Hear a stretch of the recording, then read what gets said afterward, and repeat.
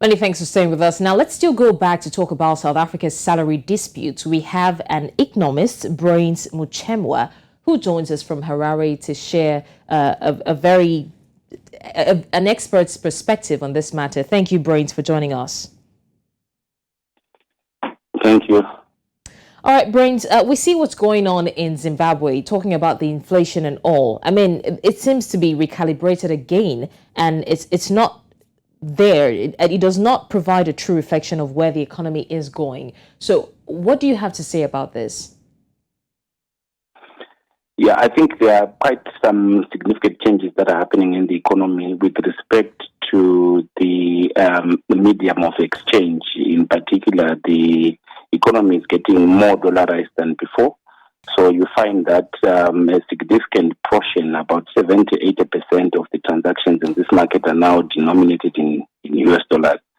That has prompted the authorities to then blend the inflation index to include both the US dollar and Zimbabwe dollar prices. But definitely that, I think, has not is therefore no longer reflecting the exact direction of the economy from when you look just at the rate of inflation.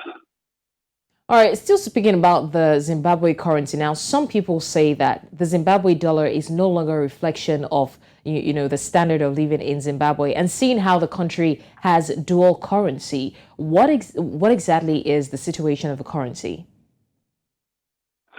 So that is quite correct. The Zimbabwe dollar is only, I think, accounting for about 20%, if not 15% of the total transactions in this economy.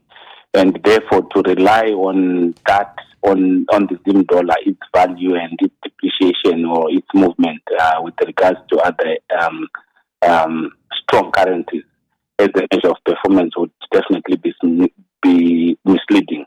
So indeed, yes, the economy is getting more dollarized, and I think the authorities are not doing enough as well to defend the Zimbabwe dollar. So it's slowly disappearing, and its significance is waning with time.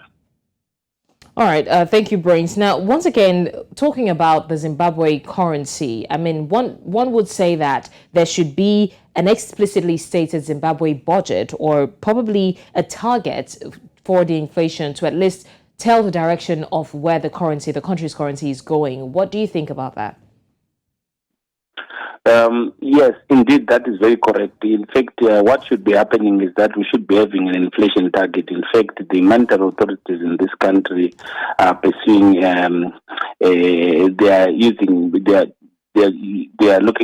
are targeting some monetary aggregates in order to tame inflation. But the problem now is that they are no longer looking at the Zimbabwe dollar per se as the medium of exchange in calibrating inflation. And when they fuse the US dollar and the Zimbabwe dollar in coming up with inflation, it distorts the whole picture.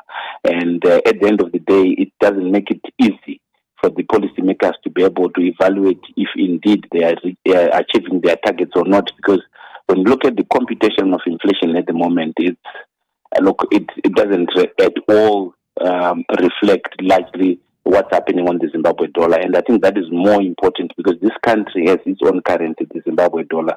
So in fact, the policymakers should be having a Zimbabwe dollar inflation on one side and a US dollar inflation on the other side, and probably a blended inflation, so that anyone who wants to look at the performance of the economy can be able to do so, whether looking at depending on how they are trading in the economy. If someone is trading predominantly in Zimbabwe dollar, they should be able to evaluate their performance against the depreciation, or rather the strength, the movement on inflation using the Zimbabwe dollar. And likewise, if someone is using the US dollar, they should be able to look at the US dollar inflation per se to be able to evaluate their performance. So I think that's where we have a challenge with our calibration of inflation.